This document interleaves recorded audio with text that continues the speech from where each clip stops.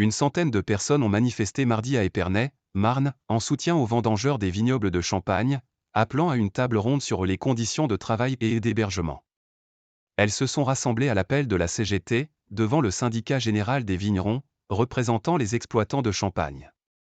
La CGT a déploré que certains prestataires logent des gens sous hangar, sur la terre battue, voire dans des bidonvilles à l'entrée de certains villages où des vendangeurs dorment sous des bâches, sans eau courante ni électricité.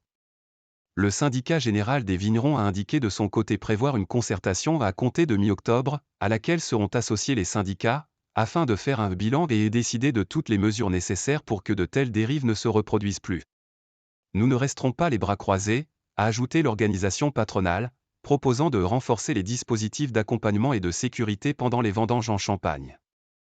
Le parquet de Châlons-en-Champagne a ouvert fin septembre 2 enquêtes pour traite d'êtres humains après la fermeture par la préfecture de la Marne d'hébergements collectifs de vendangeurs, jugés insalubres et indignes, qui abritaient des saisonniers venus majoritairement d'Afrique de l'Ouest. La CGT, annonçant qu'elle se constituerait partie civile dans ces dossiers, réclame également le paiement des saisonniers relogés, qui n'ont perçu selon le syndicat que 3 jours de salaire sur 8.